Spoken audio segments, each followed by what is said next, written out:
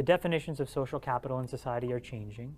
And I think the biggest business opportunities are driving change in those really big pillars that today define social capital.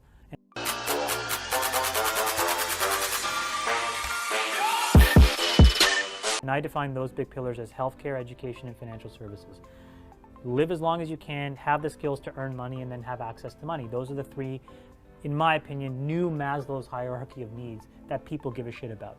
And so finding ways of reconstructing any business in any of those three areas should be the primary focus of very capable people who are trying to both, move the world forward and make a ton of money. Simply put, those are trillion-dollar markets that are completely fucked up, that are ripe to be disrupted.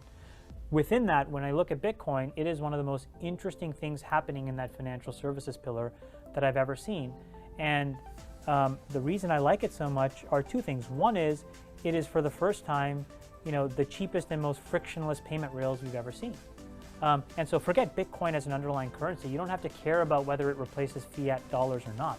What you have to care about is that instead of paying 2.5% or 1.5%, I can basically pay virtually nothing to clear and basically process transactions and get money from one account to another account, right? From one address to another address, which is effectively what today's payment rails do for people. So what that allows you to do is much more profitably have businesses that can basically accept and take payments for anything, for any kind of good and service. And so as a result, more services will exist, and as a result, more interesting creative uses of those payment rails will happen. That's the most primary thing. But then the secondary thing, which is again going back to these trends, which I think is more societal in nature, is that you have an increasing level of mistrust around the monetary and fiscal policy for many governments, including the United States. And so when you think about things that could span anywhere from, at the simple end, devaluation, to all the way at the other end, asset seizures by federal institutions, and if you don't think those are happening today. We're going to go through a devaluation in Brazil. We're probably going through a devaluation in India. These are two of the most important economies in the world. Poland just seized half of the sort of private pension assets, Poland, an EU country, right? So that they could basically lower their debt to GDP ratio so that they could borrow more money. And so if you're sitting in any of these countries, right, and you're thinking to yourself, wow, I've worked hard, I've played by the rules, I've saved money, I'm trying to do very simple things with it, buy a house, have a vacation, pay for a car, pay for my kids to go to school, pass that on, pay for my daughter's wedding. And now you have to deal with these people who frankly mismanaged, didn't know what they were doing, were put in a position of power simply because they were able to check a box and have a degree and convince somebody else that checked the box and had a degree that they were just as smart as them. All this shit flows downhill and then you pay the price. What would you do? And I look at Bitcoin and I say, my God, you can protect your assets. So at a very, very basic level, if there's any fiscal or monetary instability in a country, or you don't believe or trust what's happening, you should absolutely have a percent of your assets there. This is no different when the Nazis were killing Jews left, right, and center. They were able to basically transfer wealth into things like diamonds, and they were able to at least protect themselves somewhat. But even then, they were severely taken advantage of, right?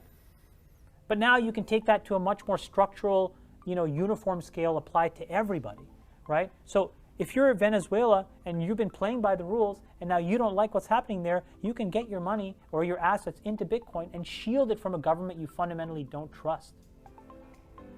I mean, how is that a bad idea? That's this is genius, right? I mean, we're sitting around here right now, most of our assets in US dollars, hoping to God that someone between Larry Summers or Janet Yellen knows what the hell they're doing. Just so you guys know, we've been printing money out the yin-yang for about 8 or 9 years, and now we're hoping that once the printing press stops, that one of those two people can figure it out. And all I'm saying is, and I know Larry very well, and I think Larry is a genius, and I think Larry would do a fantastic job. Even Larry can only control it so much. And so I, frankly, have worked too hard for what I've earned. And I just want to protect it. And I want to be able to do whatever I want with it. I don't want to be told what others think. I just don't give a shit what others think. And so that's why I think Bitcoin is so amazing. So as a business service, it's genius. And then secondarily, sort of as an instrument of protecting assets and asset value, I think that will start as a developing world phenomenon, and I think it'll spill over to the developed world. And so you're talking about a 20-year arc. But this thing is going to rip. It's just going to continue to go up and to the right forever.